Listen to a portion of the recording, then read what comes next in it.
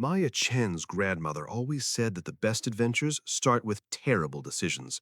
Maya just never expected her terrible decision to involve the Yakuza, $10 million hidden in a vintage video game, and falling in love with a criminal hacker who looked like he'd walked out of a Tokyo street fashion magazine. But let's back up. Because 48 hours ago, Maya's biggest problem was deciding whether to add more cherry blossoms to a logo design for a cat cafe in Portland. Now she was standing in an illegal underground arcade in Kabukicho, watching a man with a dragon tattoo insert a dusty Nintendo Famicom cartridge into a modified console, while her blind date, who was definitely not an accountant named Ken, explained how they were about to either get very rich or very dead. Just to be clear, Maya said in English because her Japanese extended to approximately 7 phrases and none of them were useful right now. Your grandmother, when she set up this omiai, she knew you were a criminal, right? Ryu Tanaka, not Ken, definitely not an accountant, looked up from the console with those impossibly dark eyes that had made Maya's heart do stupid things from the moment she'd seen him waiting at Shibuya Station. He smiled. It was not a reassuring smile. Your grandmother, he said in perfect English with just enough accent to be unfairly attractive, is a very complicated woman. And yes, she knew exactly what I am. Which is someone who steals from people who deserve to be stolen from. Today, that's the Yamaguchi-gumi. Tomorrow, he shrugged, we'll see if there is a tomorrow. 3 days. Maya had been in Tokyo for 3 days. 72 hours since she'd stepped off the plane at Narita, jet-lagged and excited and completely unprepared for what her grandmother had planned. 3 days since her perfectly normal life as a freelance graphic designer had exploded into this neon-soaked chaos. Let me tell you how it started. Because this story begins not with danger or romance or criminal conspiracy, it begins with a grandmother who refused to die before seeing her granddaughter married and a lie that spiraled beautifully out of control. Maya Chen was 28 years old and, according to her grandmother, tragically single. Not just single, tragically single. The kind of single that made Grandma Keiko shake her head during their weekly video calls and say things like, "Such a waste," and "When I was your age, I had 2 children already." And Maya's personal favorite, "You spend too much time with computers and not enough time with people who could give me great-grandchildren." Maya lived in Portland, designed logos and brand identities for small businesses, had approximately 3 close friends, and was perfectly content with her life. She had a studio apartment with a view of nothing interesting, a caffeine addiction that would concern medical professionals, and a collection of vintage video games that she definitely didn't play enough to justify the space they took up. She was, by all measures, fine, happy even, fulfilled in that modern millennial way where you've given up on traditional success and found peace in small victories like affording oat milk and only having minor existential crises on Sundays. But Grandma Keiko was not satisfied. Grandma Keiko, who lived in a tiny apartment in Nakano, Tokyo, had decided that Maya needed help. Specifically, Maya needed an omiai, a formal matchmaking meeting. Traditional, respectable, the kind of thing that led to marriage and great-grandchildren, and finally, Grandma could rest. "I've found perfect man," Grandma had announced 3 months ago, her face pixelated on Maya's laptop screen. "Very handsome, good job, polite. Japanese, but he speak English. His grandmother and I are friends from the community center." "Maya Chen, I'm not going to Tokyo for a blind date with some stranger." "Not stranger. His grandmother vouched for him. Very good family." "I'm busy. I have clients. I have a life." "You have cat and sad dinners alone. Come to Tokyo. Meet nice boy. What's worse that could happen?" Famous last words. Maya had resisted for 2 months, but Grandma Keito was persistent in the way only elderly Japanese women can be, through a combination of guilt, manipulation, and the occasional comment about how she probably won't be here next year. But that's fine. You do what makes you happy. Don't worry about old grandmother dying alone. So Maya caved, booked a flight, told herself it was just a vacation. She'd meet this Ken person, have an awkward coffee, spend a week eating incredible food and visiting temples, and go home. Simple, safe, culturally enriching. The universe, as it turned out, had other plans. She landed at Narita on Tuesday afternoon, exhausted from the 12-hour flight and already regretting every decision. Tokyo hit her like a wall of sensation. crowds and efficiency and a language she could barely speak and signs she couldn't read, and the creeping anxiety that she'd made a terrible mistake. Grandma Keiko met her at the airport, tiny and fierce and exactly as Maya remembered from childhood visits. She hugged Maya with surprising strength for someone barely 5 feet tall, then immediately started critiquing her outfit. Too casual. Ken will think you don't care. Grandma, I just got off a plane. First impression very important. Come, we go to my apartment. You shower, change, look presentable. When am I meeting him? Tonight. Tonight? I'm jet-lagged. I can barely think. Can't we? Tonight. Ken is a very busy man. We scheduled weeks ago. You be ready by 6 o'clock. And that's how Maya found herself 7 hours after landing in Narita on Tuesday at 6 p.m. in Shibuya Station, wearing a dress Grandma insisted she borrow, holding a sign that said Ken in both English and Japanese, feeling like an idiot. Shibuya Station at rush hour is organized chaos. Thousands of people moving with purpose, everyone knowing exactly where they're going, and Maya standing still like a rock in a river, hoping she wouldn't get swept away. She saw him before he saw her. Hard not to. He stood out even in a crowd of stylish Toki knights. Tall for Japanese, maybe 6 feet. Dark hair styled in that effortlessly messy way that probably took 30 minutes to customize. Wearing black jeans, a leather jacket despite the warm evening, and an expression that suggested he was extremely unimpressed with this entire situation. He walked straight to her, looked at the sign, looked at her, said in English, "You're Maya?" "Yes. You're Ken?" "Close enough. Let's get out of here." He turned and walked away, apparently expecting her to follow. Maya, tired and confused and slightly annoyed, followed. They emerged from the station into Shibuya Crossing, that famous intersection Maya had seen in 1,000 movies and photos. It was bigger than she had imagined, more overwhelming. The giant screens, the crowds, the energy. "First time in Tokyo?" he asked. "Yes." "Good. Hungry?" "Starving." "Good. I know a place. We can talk there." He led her through streets that all looked the same, turning corners with confidence while Maya tried to remember male landmarks and failed. They ended up in the tiny restaurant, barely 6 seats, where an old man behind the counter greeted Ken like they were old friends. They sat. The old man brought food without asking, ramen that smelled like heaven and tasted even better. They ate in silence for a few minutes, and Maya realized she was actually relaxed for the first time since landing. "So," she finally said, "your grandmother and my grandmother set this up. That's the story. You don't seem thrilled about it, do you?" "Fair point." Maya took another bite of noodles. "What do you do, Ken?" "My grandmother said you're in accounting." He laughed, actually laughed like that was the funniest thing he'd heard all day. "Accounting, yeah, sure, let's go with that." "That's not reassuring. It's not meant to be." He put down his chopsticks, looked at her directly. "Maya, your grandmother didn't tell you the truth about why you're here, did she?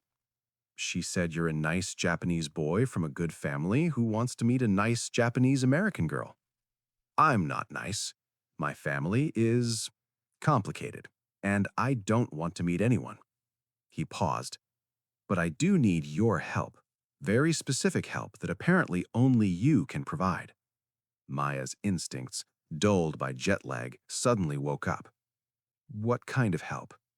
"You're a graphic designer, right? Specialize in retro aesthetics, logos, brand identity. But also, and this is the important part, you collect vintage video games." "How do you know that?" "Your grandmother talks. A lot. To my grandmother, who talks to me." He leaned forward. "Specifically, you have a collection of Famicom and early Nintendo games.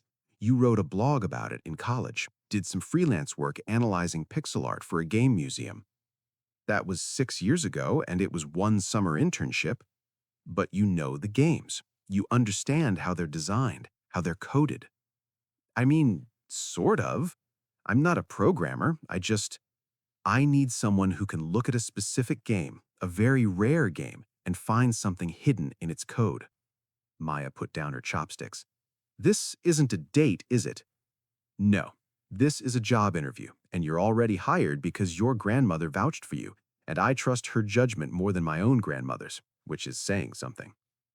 "What's hidden in the game?"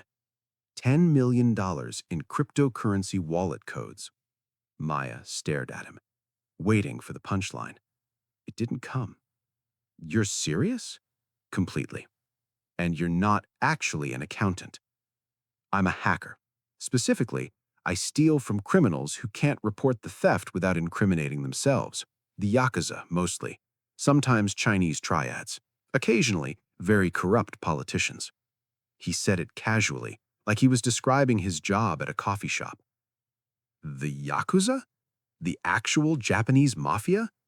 They prefer to be called Yakuza, not mafia, but yes. And my grandmother knows this? Your grandmother, he said carefully, has a very complicated past. Let's leave it at that. The point is, 3 months ago, I stole something from a Yamaguchi Gumi boss, a ROM file, a complete digital copy of a rare Famicom game called Dragon's Fortune. Only 50 copies ever made. This particular copy has data hidden in its code, data that's worth $10 million. Why not just decrypt it yourself? Because it's not encrypted in any normal way. It's hidden in the pixel patterns, in the sprite animations, in the level design itself. Whoever hid it knew old games so well they could weave data into the visual elements. I'm good with code, but this requires someone who thinks in game design, someone who can look at 8-bit graphics and see patterns. Maya's brain was trying to process this. This is insane. Completely. I should leave right now. You should. Why haven't I? Because you're curious. Because your life in Portland is safe and comfortable and maybe a little boring.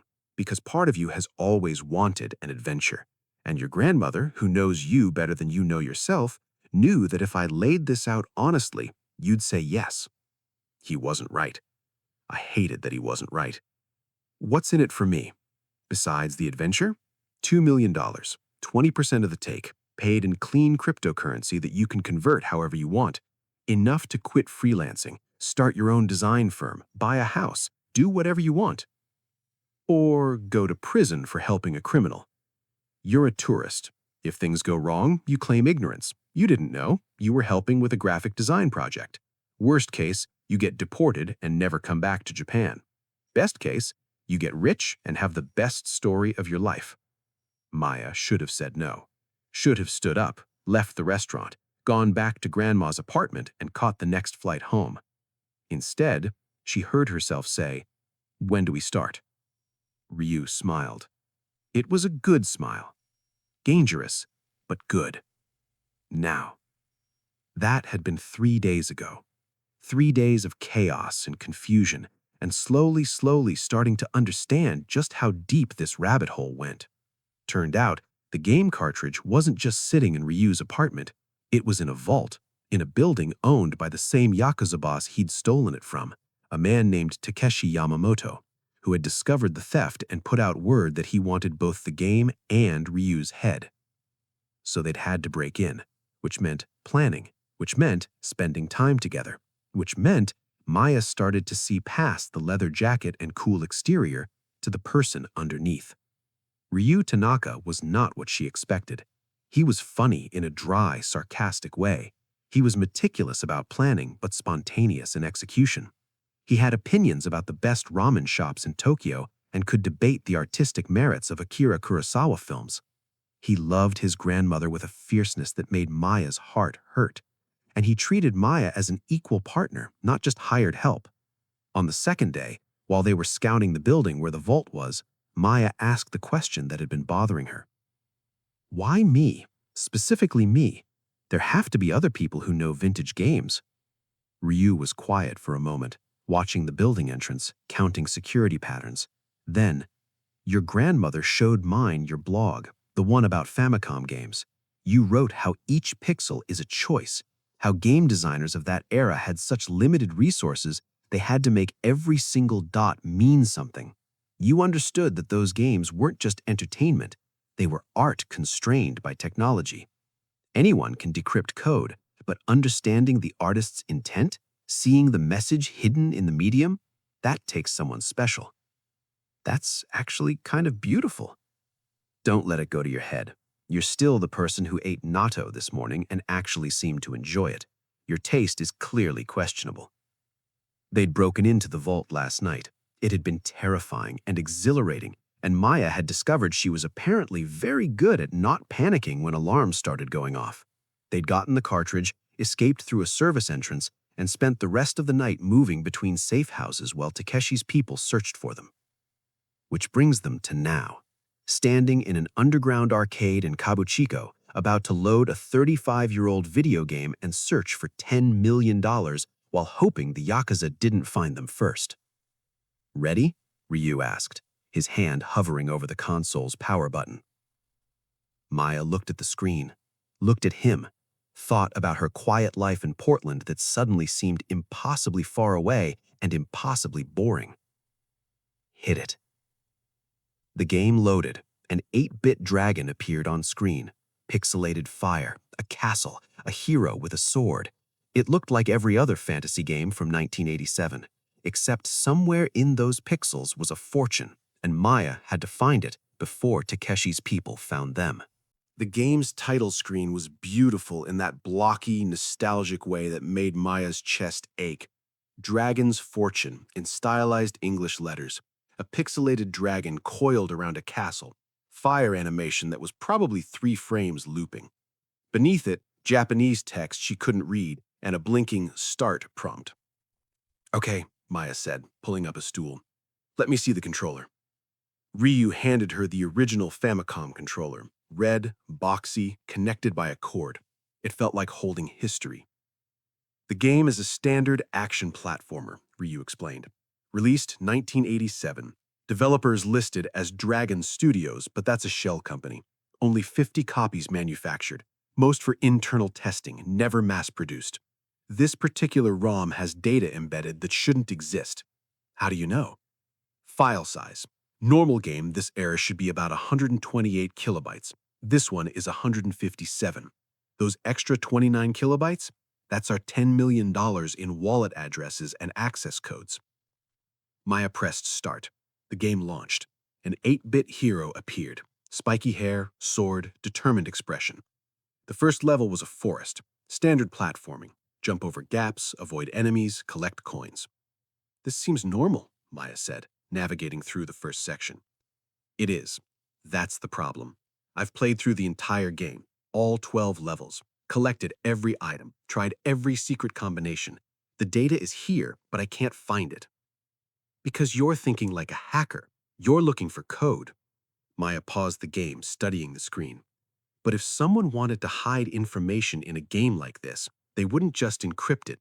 They'd weave it into the design itself, make it part of the game's visual language. She zoomed in on a section of the background. Trees, a rock, a cloud, all made of carefully placed pixels. Old games had to be efficient. Every pixel cost memory, so designers got creative. They reuse graphics, flip them, change colors, create entire worlds from a handful of tiles. Maya pointed at the screen. See that cloud? It's the same sprite as those bushes, just recolored. That's normal.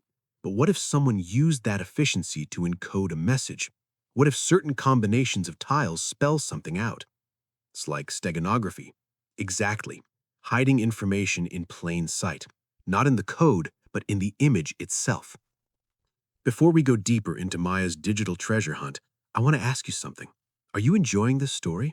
If you are, please hit that like button and subscribe to the channel. Your support helps me create more adventures like this one.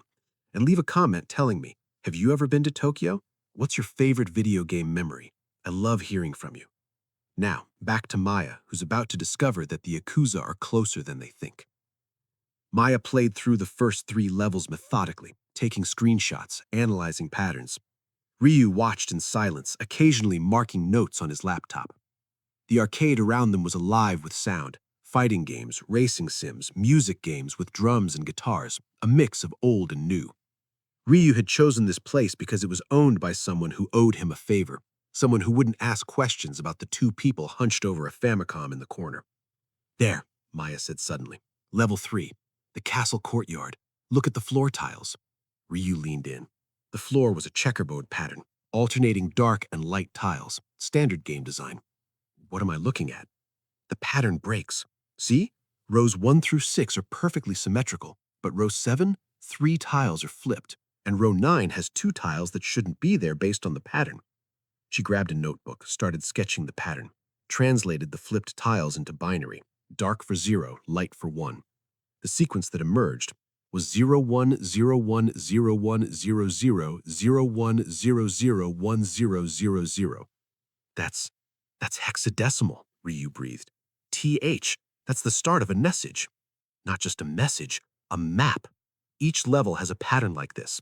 We play through the entire game, document every anomaly, and decode it. That's brilliant. That's assuming I'm right. This could just be bad level design. No, this is it. I can feel it. Ryu is already pulling up conversion tools on his laptop. How long will this take? To play through all 12 levels and document everything? Maybe 6 hours. We don't have 6 hours. Takeshi's people are looking for us. They know we have the cartridge. It's only a matter of time before they trace us here. Then we work fast. They worked fast. Maya played with focused intensity while Ryu documented, converted, analyzed. The arcade crowd around them changed around them. Salarymen giving way to students, giving way to the late-night regulars. Ryu ordered food from somewhere. Katsu curry, onigiri, canned coffee. They ate without stopping. Around 2 a.m., Maya beat level 8. The pattern was becoming clear. The encoded message wasn't random. It was coordinates, wallet addresses, recovery phrases, a treasure map written in 8-bit pixels. "You're amazing," Ryu said, and Maya looked up to find him watching her with an expression that made her heart do that stupid thing again. "I'm a nerd who plays too many old games. You're someone who sees patterns in chaos, who looks at something broken and finds meaning." He paused. "I'm glad your grandmother tricked you into coming here." "Me too," Maya admitted, and meant it. They were halfway through level 10 when Ryu's phone buzzed. He looked at it. His expression changed. "We need to go." "What? Why? We're so close." "Takeshi's people just walked into the building. Someone talked. We have maybe 5 minutes." Maya's hands were suddenly shaking. "Can I save the game?" "The Famicom doesn't have save functionality. If we leave now, we lose all progress." "Then I'm not leaving. Give me 10 minutes. "Maya? 10 minutes. I can beat these last 2 levels. We're too close to give up now." Ryu looked at the stairs leading to the arcade entrance, looked back at Maya, made a decision. 10 minutes. I'll buy us time. Don't stop playing no matter what you hear. He moved toward the stairs. Maya forced herself to focus on the screen. Level 10, a dragon boss fight. Complex pattern recognition needed to dodge fire attacks while attacking weak points. Her palms were sweating. The controller felt slippery. She could hear shouting from upstairs. Japanese, angry. Someone knocked over a machine. More shouting. Maya beat the dragon on her 3rd try. Level 11 loaded, a castle interior, narrow hallways, careful navigation required. She died twice from spike traps, cursing each time. Started over, memorized the pattern, made it through. Level 12, the final level, the dragon's lair. This was it. The last pieces of the pattern would be here. More shouting from upstairs, closer now. Something crashed. Maya heard Ryu's voice saying something in rapid Japanese, then a sound that might have been a punch. Focus, just focus. The dragon appeared, massive, 3 screens tall. Its movement pattern was complex, 3 stages of attacks. Maya analyzed while dodging, saw the pattern in the background scales. Each scale's position encoded data. She took a screenshot, another. The dragon's health dropped. Stage 2, new attack pattern. Maya documented while fighting, her brain operating on pure adrenaline. 2 minutes left, maybe less. Stage 3, the dragon was almost dead, but the background had changed. New sprites appeared. Maya saw it, the final piece, the coordinates that would unlock everything. She took the final screenshots just as the dragon died. Victory music played, credits rolled. Maya didn't watch. She was already pulling the images into Ryu's laptop, her fingers flying over the keyboard. Got it. I got it all. Footsteps pounded down the stairs, fast, heavy, plural. Ryu burst back into the arcade floor. His jacket was torn, blood at the corner of his mouth. Behind him, 3 men in black suits, Yakuza, no question. Time to go, Ryu said, now. Maya grabbed the laptop, shoved the notebook in her bag. Ryu yanked the Famicom cartridge from the console. They ran. The arcade had a back exit. Ryu had planned for this. They burst through a door marked staff only in Japanese, down a narrow hallway that smelled like cigarettes and old carpet, out into an alley that was somehow darker than the arcade. This way, Ryu pulled her left. The alley opened onto a side street in Kabukicho, all neon and noise even at 2 a.m. They moved fast, weaving between drunk salarymen and hosts and tourists. Maya's legs burned. Her lungs screamed. She wasn't built for running. She was built for sitting in front of screens for 12-hour stretches. Behind them, shouting in Japanese, the Yakuza weren't subtle about the chase. "Can't we just give them the data?" Maya gasped. "They don't want just the data. They want the cartridge, and they want to make an example of the person who stole from them, which is me, and now you by association." "Great, wonderful. This is exactly how I wanted to die. In Tokyo, being chased by the mob." Mafia. They prefer mafia when speaking English. I'm sorry, is this really the time for cultural sensitivity?" Ryu turned sharply into a covered shopping arcade, closed for the night, shutters down, creating a tunnel of steel and shadows. Their footsteps echoed. So did the footsteps behind them. "We can't outrun them," Maya said. "I know. So what's the plan?" "Working on it."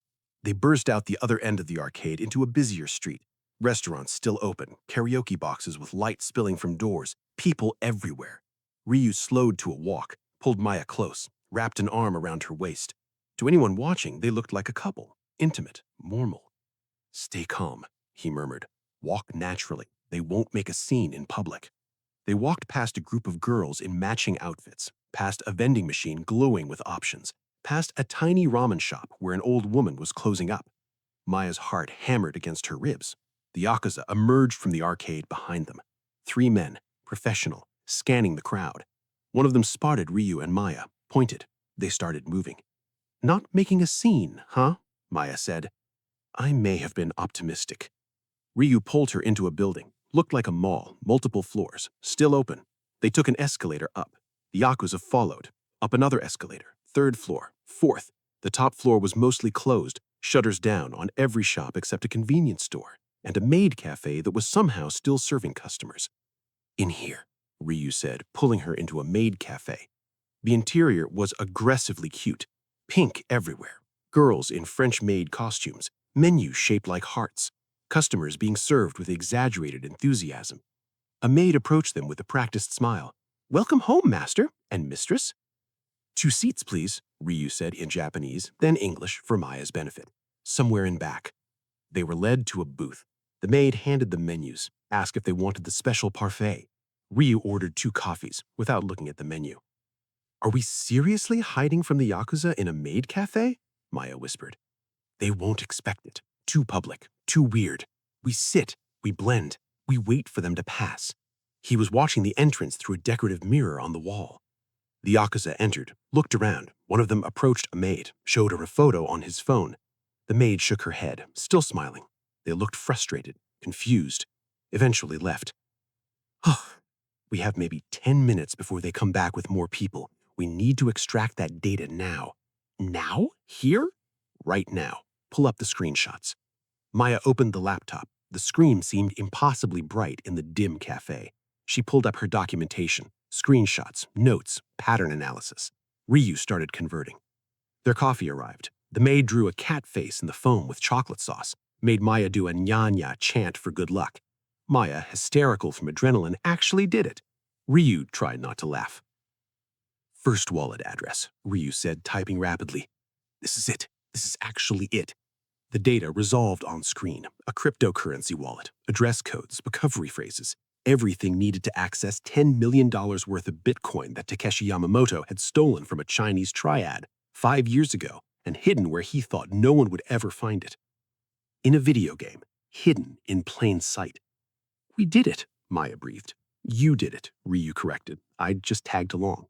"So what now? We access the wallet? Transfer the money?" "We split it. Your 2 million goes to a clean wallet I set up for you.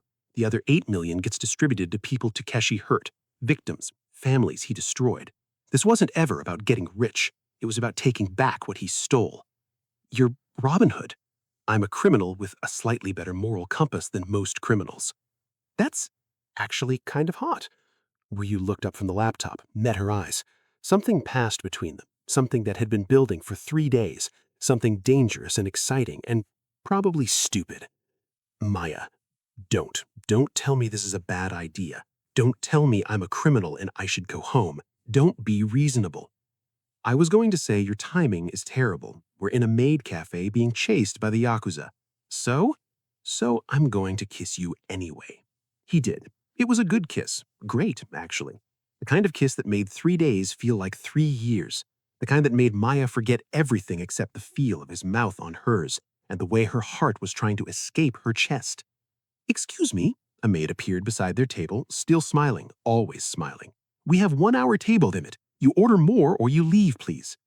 They broke apart. Ryu looked slightly dazed. Maya definitely felt dazed. We should probably go, Maya managed. Probably. He paid for the coffees. They left through a back exit the maid pointed them towards. Apparently, staff exits were a universal solution to problems. Outside, the Tokyo night was quieter. Later, the crowds had thinned. Where now? Maya asked. Safe house. I have an apartment in Nakano, near your grandmother's place, actually. We finish the transfer, make sure the money goes to the right people, then you decide what you want to do. Stay or go home. I won't ask you to get more involved than you already are. What if I want to get more involved? Then we have a conversation about what that looks like. But Maya, I'm serious. This is my life. Running from people, taking from criminals, always looking over my shoulder. It's not glamorous. It's not safe. And I care about you too much to pretend it's something it's not. You care about me? I've spent 3 days watching you decode vintage video games and eat questionable street food and make friends with every shopkeeper in Tokyo despite not speaking the language. Yes, I care about you, which is terrifying. For what it's worth, I care about you too, which is equally terrifying because I've known you for 3 days and you're a criminal, and this is insane. Completely insane. But maybe that's okay. Maybe insane is good. They stood there on a Tokyo street at 3 a.m., looking at each other, both knowing this was a terrible idea, and both not caring even a little bit. Ryu's phone buzzed. He looked at it, swore in Japanese. What? Takeshi knows about the apartment in Nakano. We can't go there. So where do we go? Only one place they'd never think to look. He smiled. Your grandmother's apartment. Grandma Keiko lived on the fourth floor of a building that had seen better decades. No elevator. The stairs creaked with history and probably structural concerns. At 3:30 a.m., the building was silent, except for a TV playing softly somewhere and someone snoring with impressive volume. Your grandmother knows we're coming, Maya whispered as they climbed. I texted her. At 3:30 a.m.? She doesn't sleep much, too many secrets keeping her awake. That was an ominous thing to say, but Maya didn't have time to unpack it. They reached the fourth floor. Ryu knocked. 3 taps. Pause. 2 more taps. Some kind of code. The door opened immediately. Grandma Keiko stood there in a pink bathrobe, hair in curlers, looking completely unsurprised to see them. About time, she said in Japanese, then English for Maya. Come in. You hungry? I make food. They entered. The apartment was exactly as Maya remembered from childhood visits. Tiny, immaculately clean, every surface covered with doilies or photos or small ceramic figures. It smelled like green tea and something sweet. Home. Grandma shuffled to the kitchen, started pulling out food. Ryu collapsed onto the low couch. Maya stood awkwardly, her brain still trying to process the last 12 hours. Grandma, she said carefully, did you know Ryu was a criminal when you set up this meeting? Grandma Keiko didn't even look up from the rice she was scooping. Of course. Why you think I pick him? Because you wanted me to meet a nice boy? Now Grandma looked up, laughed, actually laughed, a sound Maya had rarely heard. Nice boy, Maya-chan. You don't need nice boy. You need interesting boy. Someone who make you feel alive. Someone who match your spirit. My spirit is not criminal who steals from the Yakuza. Your spirit is adventure, is bravery you don't know you have, is intelligence wasted on boring logo for boring cat cafe. Grandma Keiko brought over onigiri, pickled vegetables, miso soup, set it on the low table. Sit, eat, I explain. They sat, they ate, and Grandma Keiko told a story Maya had never heard before. When I was a young girl, maybe 23, 24, I work in Ginza, nice club, hostess. Pour drinks, talk to salarymen, make them feel important. Good money, but dangerous too. Yakuza owned the club, owned all clubs back then. She poured tea with steady hands, like she was discussing the weather. One day, Takeshi Yamamoto's father come to club. Very powerful man, very cruel. He like me, want me to be his mistress. I say no. He not used to hearing no. He threatened me, threatened my family. So I do something crazy. I steal from him money, documents, information, and I give to police officer who investigating him. Anonymous tip. Very risky, very stupid, but it work. He go to prison. I escape. Start new life. Grandma, Maya's voice was barely above a whisper. Takeshi, the one chasing you now, he is that man's son. He take over organization after father die in prison. He never know who betray his father, but I know. I carry that secret for 50 years. She looked at Ryu. Your grandmother, she know too. She helped me back then, hide me, get me new papers. She was, how you say, connected. New people could make things happen. When I learned Takeshi Yamamoto was still hurting people, still taking from those who have nothing, I think someone should stop him. Someone brave, someone smart. She turned to Maya. And I think my granddaughter, she's so talented, so smart, but so scared of living. Work alone, eat alone, no risks, no adventures. Safe, but sad. So I make plan. You set me up, Maya said, but there was no anger in it, just awe. I set you up to be hero, to help Ryu stop bad man, to find courage you already have but don't use. Grandma smiled. And maybe, if lucky, to find love. That just bonus. You're terrifying, Ryu said, but he was smiling. I'm old. When you're old, you can be terrifying. Nobody expected. She stood, gathering dishes. Now, you finish transfer, send money to people who need. Then you sleep. Tomorrow we deal with Takeshi. We? Maya asked. You think I let you have all the fun? I wait 50 years for this. I want to see his face when he loses everything. Ryu pulled out the laptop. The data was all there. Wallet addresses decoded from pixel patterns, recovery phrases extracted from sprite animations, everything needed to access Takeshi's hidden fortune. This is really happening, Maya said, watching Ryu work. One more click and $10 million moves. Takeshi wakes up tomorrow with nothing. All his hidden money, gone. Distributed to the families he destroyed, the businesses he bankrupted, the people he hurt. Do it. He did it. The transfer executed. Bitcoin moved through blockchain networks, splitting into dozens of smaller wallets, each one tagged for a specific recipient. Victims, people Takeshi had destroyed over decades of criminal enterprise. It took 6 minutes. When it was done, Takeshi Yamamoto, feared Yakuza boss, violent criminal, untouchable power in Tokyo's underworld, was broke.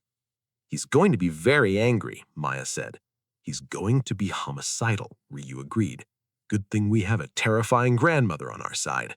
They slept on Grandma's floor, futons pulled from a closet that seemed to contain infinite items despite the apartment's tiny size.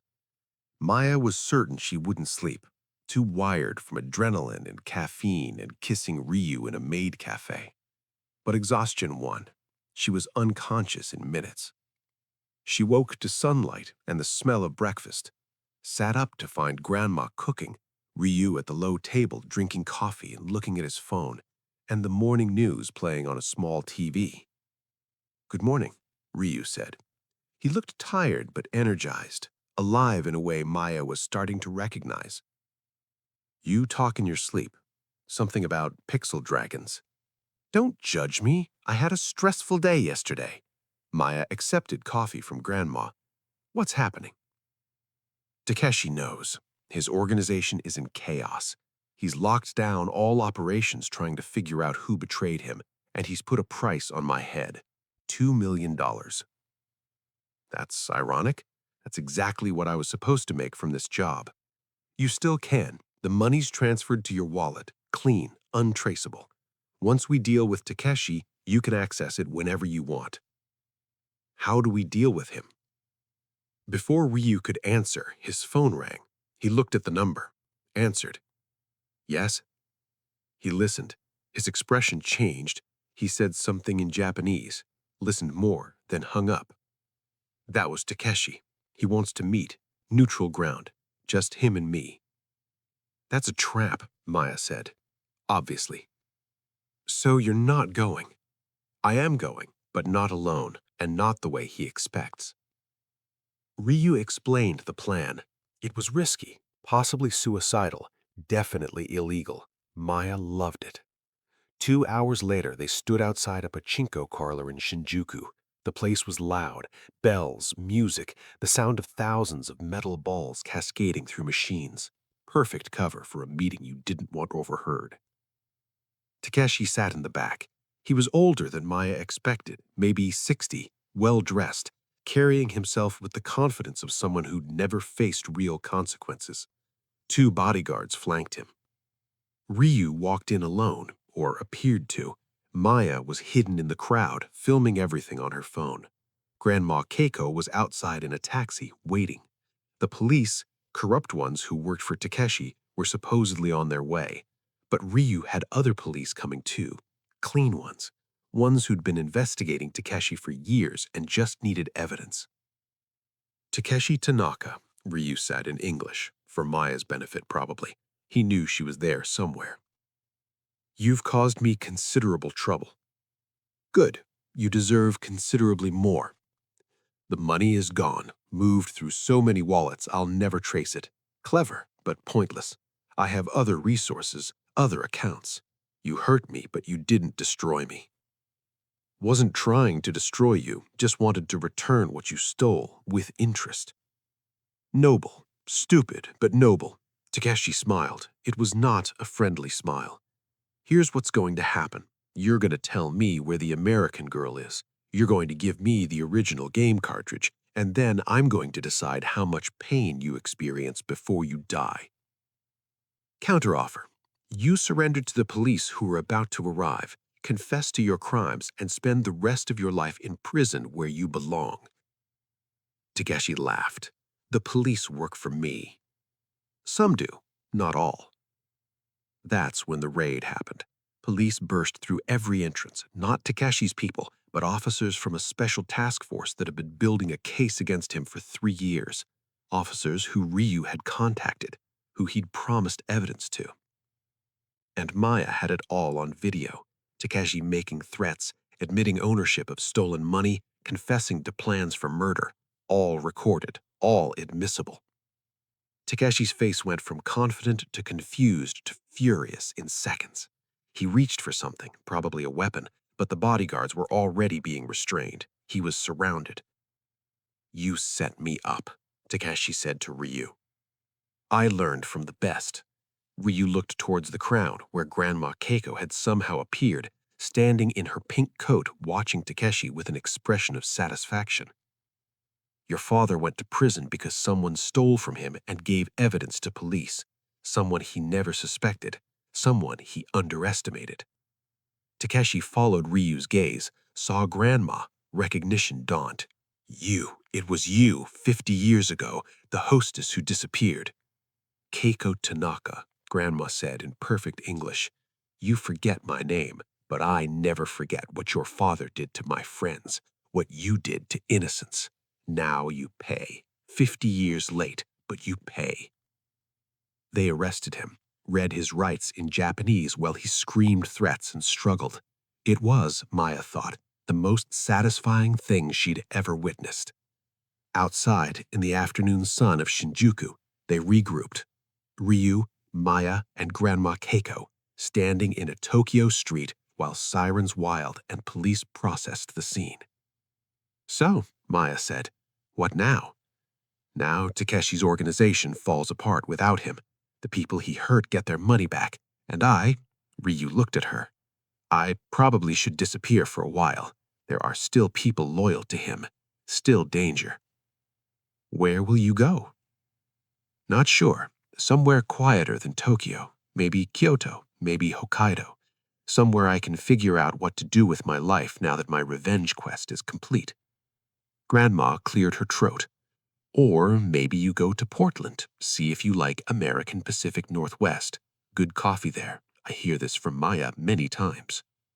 Grandma, what? I just suggest you have $2 million. Ryu needs new city. You need interesting boyfriend. Seem logical to me. I can't just ask him to move to Portland. We've known each other for 4 days. 4 days, 40 years. Time not important. Connection is important. Grandma patted Maya's cheek. You think I don't see how you look at him, how he look at you? I'm old, not blind. Ryu was trying very hard not to smile. Your grandmother makes good points. Don't you start. I'm just saying I've never been to Portland. Heard it's nice, lots of coffee, vintage game stores. Might be interesting.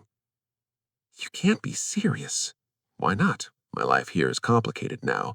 I need to leave anyway. Might as well leave towards something instead of away from everything.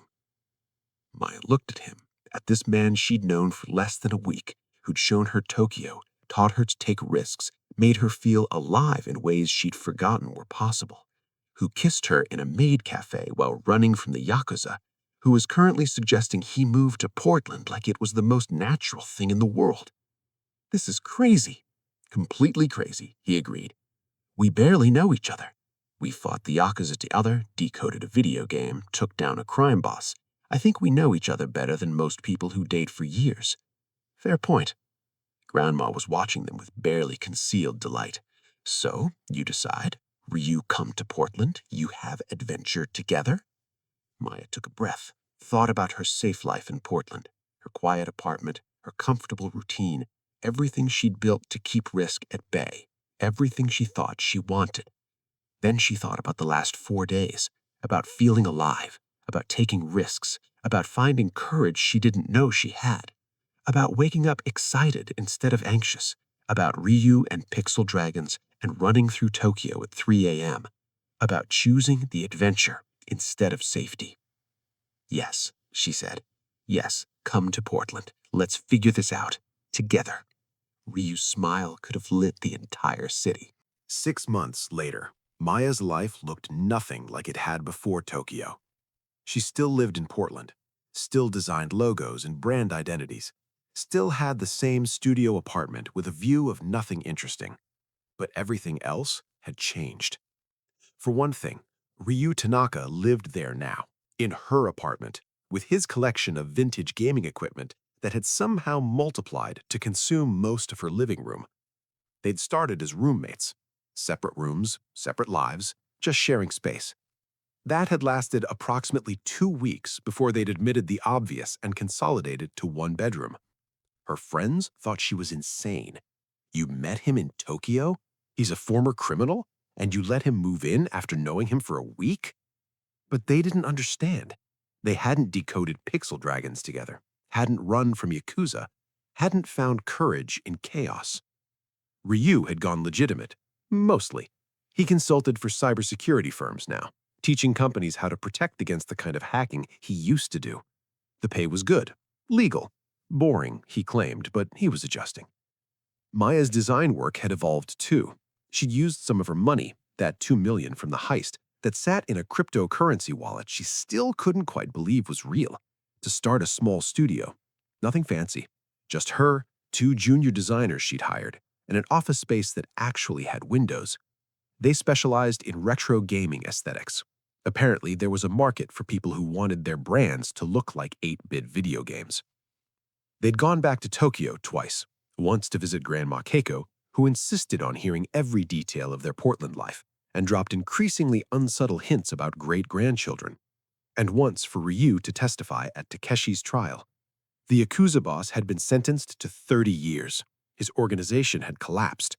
The people who'd received his stolen money were rebuilding their lives. Justice, Maya thought, looked surprisingly satisfying. But the best part, the part Maya hadn't expected, was how normal it all felt. How Ryu fit into her life like he'd always been there. How they'd developed routines. Coffee in the morning, him reading Japanese news on his phone while she sketched logo concepts. Trying new ramen places on weekends. Playing vintage games together, with Ryu teaching her speedrunning techniques, and Maya pointing out design details he'd never noticed. It was domestic, comfortable, and somehow still exciting because it was with him. On a rainy Tuesday, because in Portland it was always raining or about to rain, Maya came home from a client meeting to find Ryu setting up a new console, an original Famicom, connected to their TV, looking pristine. "Where did you get that?" she asked. "Bought it from a collector in Seattle. Thought we could play some of the classics, relive our glory days." Our glory days of being chased by armed criminals? Those too. But I was thinking more about the part where you decoded an impossible puzzle and we stole $10 million. Pest blind date ever. Your grandmother is a genius. They played for a while. Super Mario Bros., Duck Hunt, Excite Bike. Games Mai remembered from childhood preserved perfectly in 8-bit glory. They were terrible at most of them, but that wasn't the point. "I got a call today," Ryu said during a loading screen, "from someone in Tokyo. They have a situation, something hidden in a PlayStation game from the 90s. They need someone who understands game design and someone who can handle the technical side."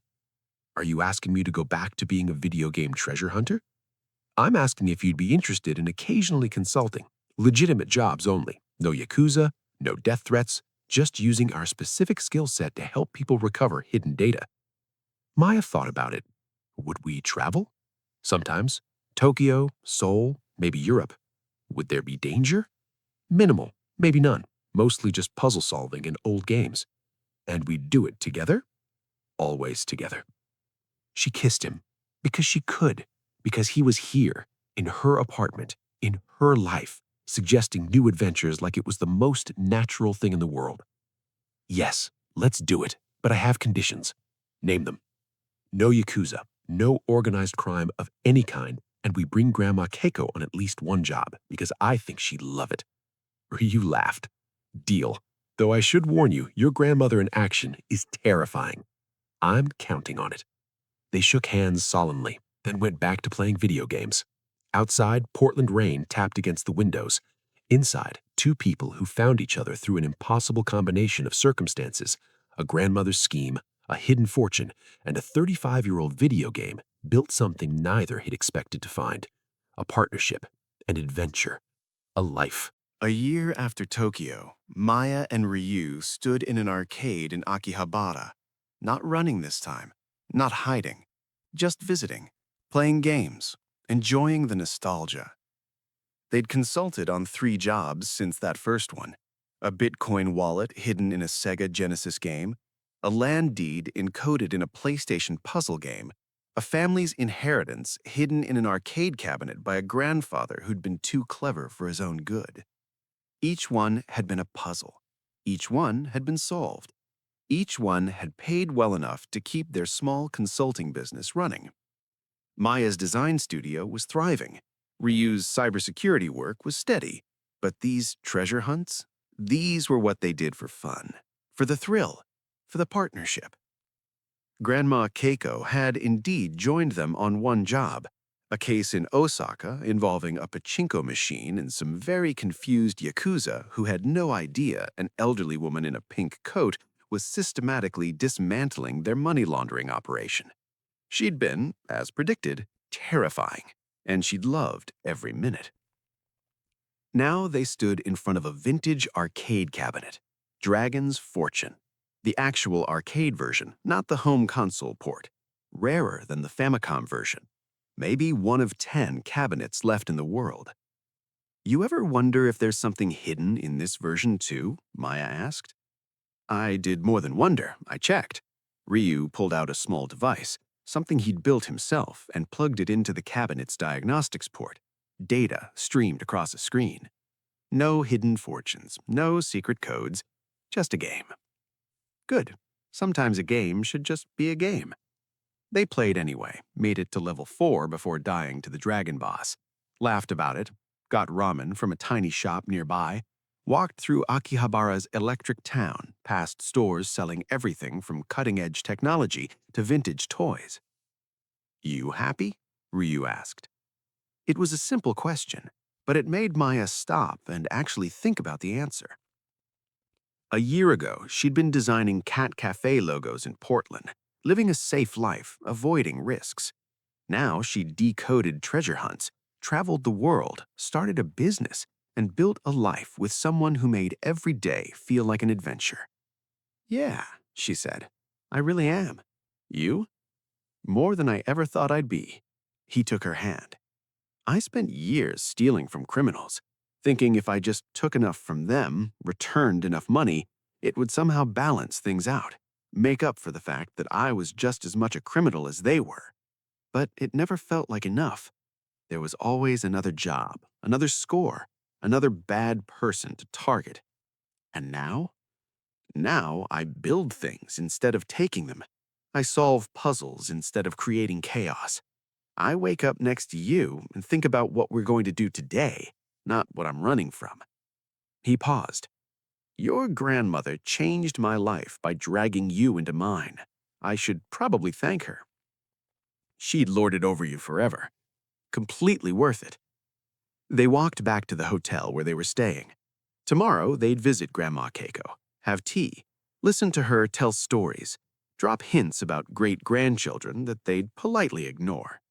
Then back to Portland, back to work, back to their life. But tonight, they sat in a Tokyo hotel room, eating convenience store snacks and playing handheld games, comfortable in the silence. Think we'll ever find another fortune hidden in a video game? Maya asked. Maybe, probably. People hide things in the strangest places. We just happen to be good at finding them. We're good at a lot of things. Debatable. We're terrible at Mario Kart, your cooking could be classified as a weapon, and we both have an unhealthy addiction to caffeine. But we're good at the important things. Puzzles, adventures, each other. Can't argue with that.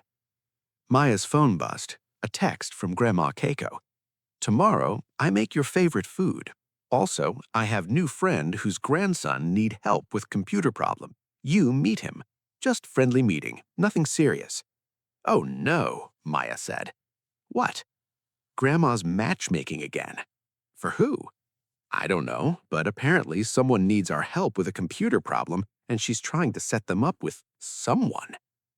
Ryu read the message over her shoulder, laughed. Your grandmother is unstoppable. Should we be worried? Probably, but also her last matchmaking scheme worked out pretty well. Fair point. They went to bed, in a Tokyo hotel room, in a city that had changed both of their lives, where they'd met through an impossible scheme, where they'd found courage and partnership and love in the chaos of a treasure hunt. Outside, Tokyo hummed with life, millions of people, millions of stories, and somewhere out there, maybe, someone was hiding another secret in a video game, another puzzle waiting to be solved, another adventure waiting to begin. But that was tomorrow's problem. Tonight, Maya Chen, graphic designer, treasure hunter, partner in crime solving, slept peacefully next to Ryu Tanaka, a reformed hacker, puzzle solver, best blind date ever arranged. And in Nakano, in a tiny apartment filled with photos and ceramic figures, Grandma Keiko Tanaka smiled to herself as she planned her next scheme. Because some people were matchmakers, some were strategists, some were heroes. Grandma Keiko was all three, and she was just getting started.